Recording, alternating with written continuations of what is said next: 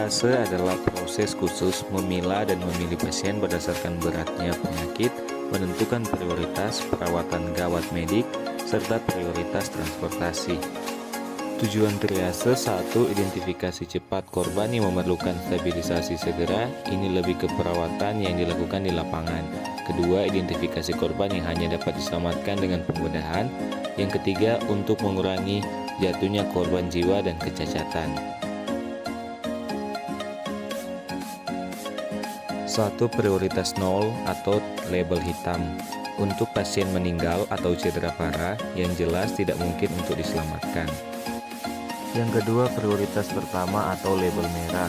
Untuk penderita cedera berat dan memerlukan penilaian cepat dan tindakan medik atau transport segera untuk menyelamatkan hidupnya.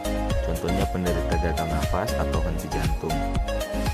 Yang ketiga, prioritas kedua atau label kuning. Pasien memerlukan bantuan namun dengan cedera dan tingkat yang kurang berat dan dipastikan tidak akan mengalami ancaman jiwa dalam waktu dekat, misalnya fraktur. Yang keempat, prioritas ketiga atau label hijau. Pasien dengan cedera minor dan tingkat penyakit yang tidak membutuhkan pertolongan segera serta tidak mengancam nyawa dan tidak menimbulkan kecacatan, misalnya batuk pilek.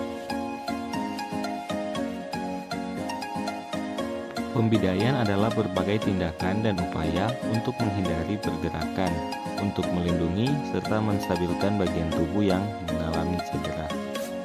Pembidaian bertujuan untuk pertama mencegah pergerakan atau pergeseran dari ujung tulang yang patah, yang kedua mengurangi terjadinya cedera baru di sekitar bagian tulang yang patah, yang ketiga mengistirahatkan anggota badan yang patah, yang keempat mengurangi rasa nyeri, yang kelima mengurangi pendarahan, dan yang keenam mempercepat penyembuhan.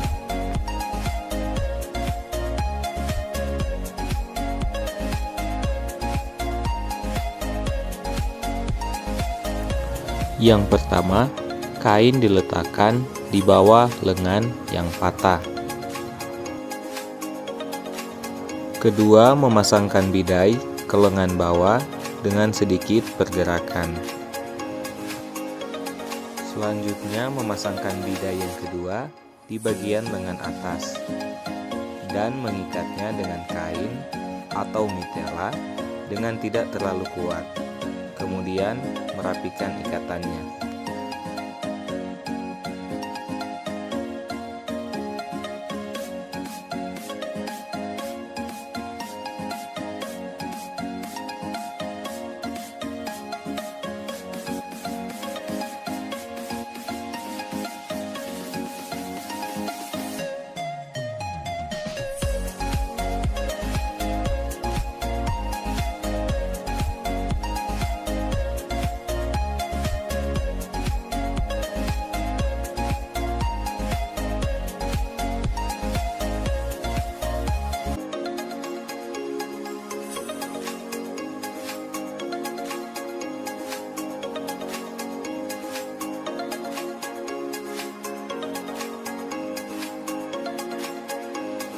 Setelah pembidaian selesai, kita bisa meminimalisir pergerakan dengan cara fiksasi ke arah dada.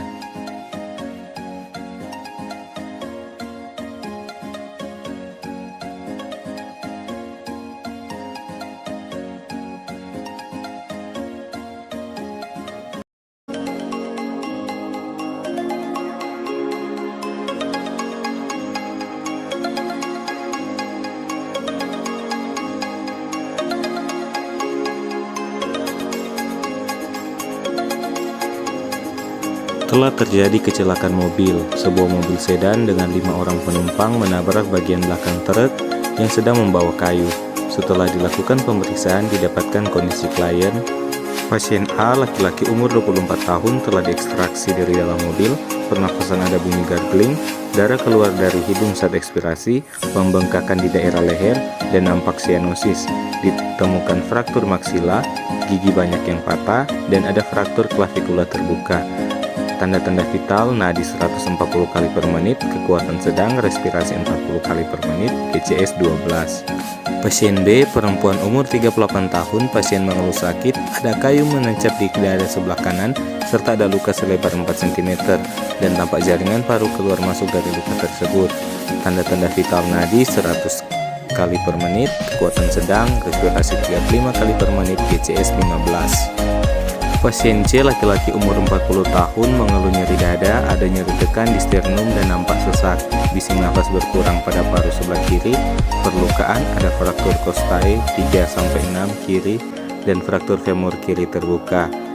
Tanda-tanda vital nadi 110 kali per menit, kecil, respirasi 35 kali per menit, GCS 15. Pasien D laki-laki umur 35 tahun, kondisi sadar, sedikit gelisah. Dari hasil pemeriksaan seluruh perut nyeri, tanda-tanda vital nadi 105 kali per menit, akral dingin, GCS 15. Pasien E laki-laki umur 32 tahun mengeluh nyeri di tungkai bawah sebelah kanan. Hasil pemeriksaan tungkai kanan dingin, pulpasi bagian distal tidak teraba. Tanda-tanda vital nadi 105 kali per menit, respirasi 20 kali per menit, GCS 15. Pelabelan triase dengan menuliskan nomor 1-5, 1 prioritas tertinggi dan 5 prioritas terendah. Pasien A sama dengan 1 karena pasien saat diperiksa tampak sesak berat dan mengalami perlukan berat di daerah maksilofasial dengan pernafasan 40 kali per menit, peningkatan nadi 120 kali per menit, dan penurunan GCS 8.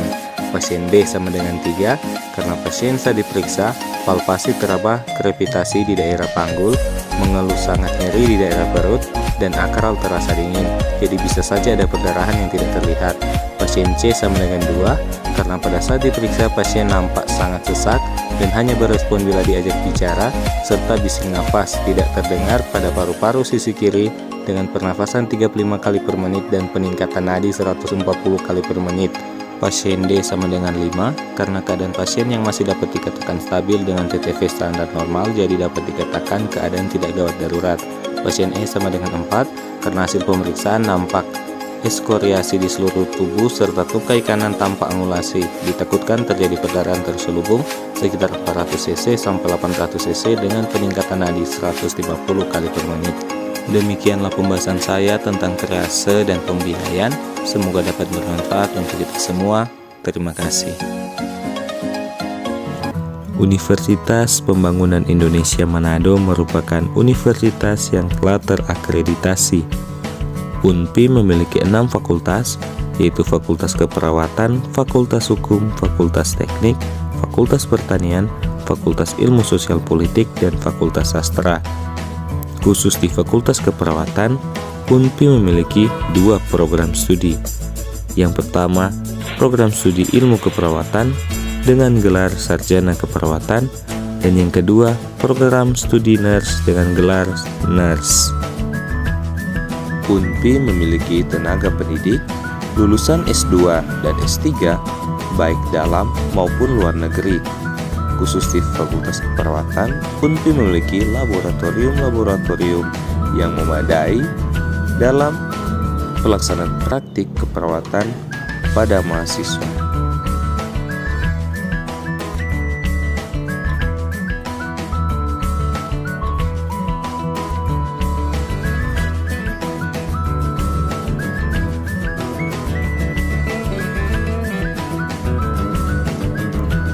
Tunggu apa lagi? Jangan ragu, tetapkan pilihan Anda. Mari bergabung bersama kami di Universitas Pembangunan Indonesia Manado. UNPI Jaya.